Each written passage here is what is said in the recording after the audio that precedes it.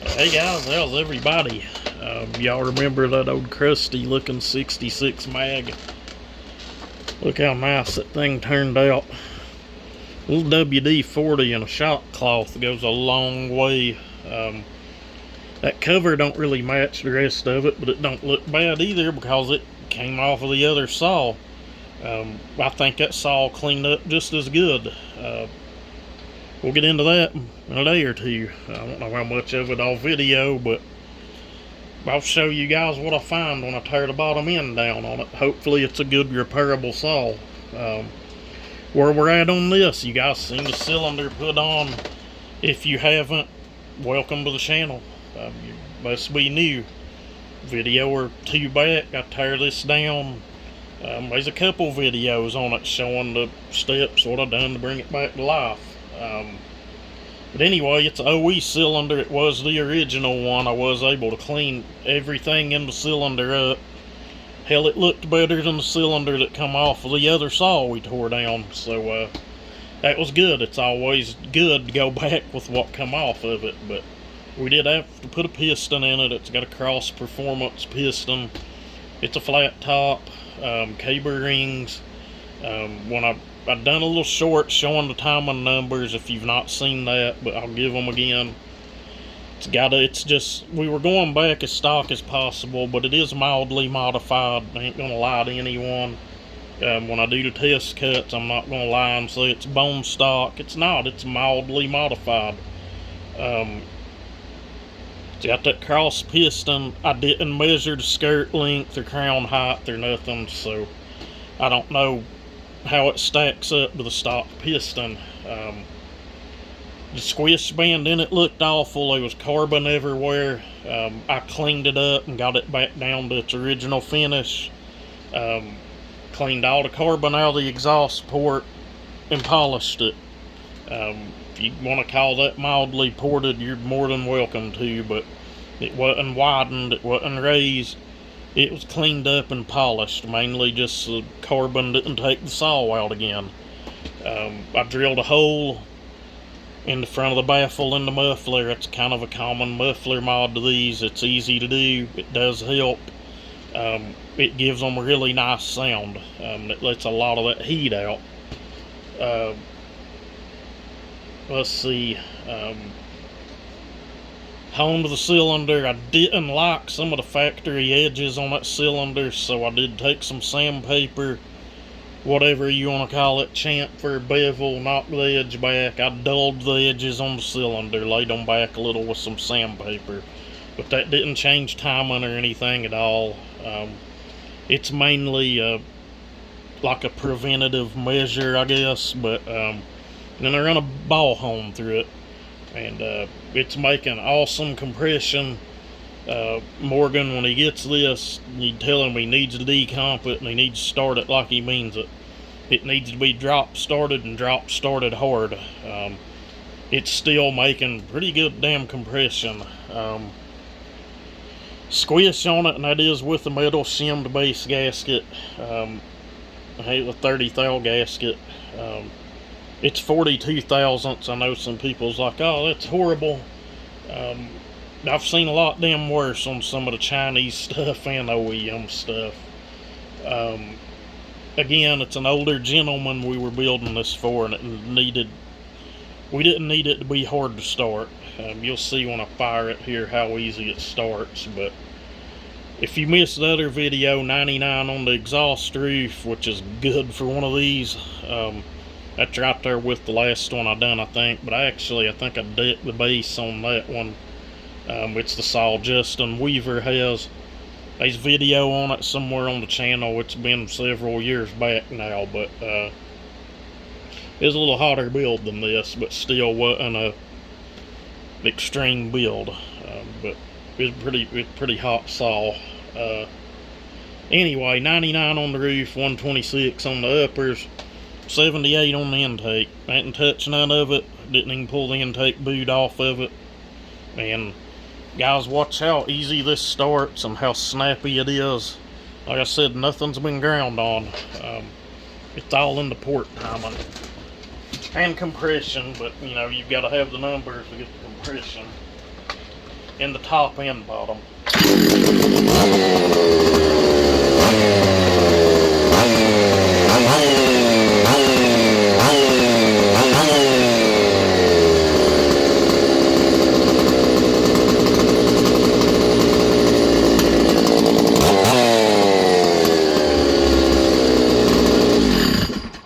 Still got that old smell to it.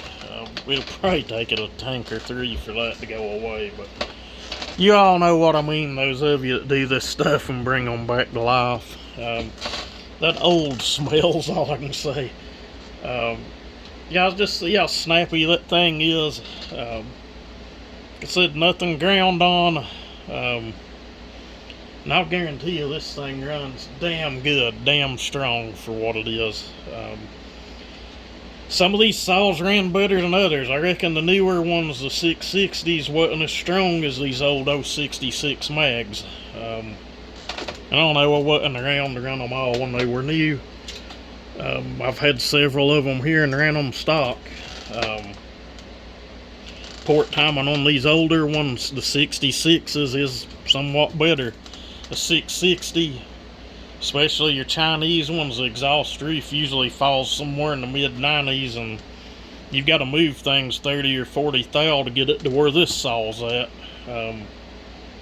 So I'm going to try, hopefully tomorrow. I think Morgan told me he'd probably run a 20 on this or something. So I'll pull a bar here out and a chain, and we'll get on it, and we'll set it in some wood and see what it does. But I'm going to put some time on it, see if I can get the ring to seed a little bit, make sure there ain't no other little bugs pops up. I may run it here a week off and on and nothing happens, send it home and something still act up. Hell, this thing probably going on 30 years old now, I don't know. It's a 20-something year old saw, I'll about guarantee that anyway. But what I'm getting at, when you're doing your port work, if you're building a cookie cutter or a place saw or something, get together saw, throw everything at it you can do. I don't even do that, I still keep it simple on them. I've built saws that I deemed wasn't usable to take out and work with, and I end up just tearing them apart or going back another way, or end up just sitting on a shelf forever. Even the 365 crusty saw we done, I've got stuff coming to get an air filter on that. I'm going to do some epoxy work and paint work to it. We'll have to see. We'll do some videos on that, I think. But we got more coming on that saw. It done pretty good. It runs good. It was just a carburetor issue at the beginning. It's a hit or miss with them things, but back to this, guys, and I'm sorry if I'm dragging this out, and I know it'll take me forever to upload from my phone. I usually don't video long stuff with the phone, but it was all I had sitting out here tonight. But keep it simple with your work saws. I don't like mentioning names or pointing fingers, because I know they'll say what I'm saying's wrong, or it's bad info. They'll report me for misinformation. There's a lot of shit goes down, like really. The bigger your channel gets, the more bullshit you deal with. I don't know if people go to getting jealous, or they go to getting scared that you're taking their thunder away or something, but I ain't trying to take nothing away from anyone. I'm just trying to get good, useful information out there and help people. And, show my hobby that we do here. And it's just a hobby. It's not a business. It'll never be a business. It is what it is. I just do it for fun to help people out. I'll never do it and charge people an arm and a leg for it. Just ain't me. I could turn down a lot of work. It'd go from being a hobby to a nightmare that I wouldn't want.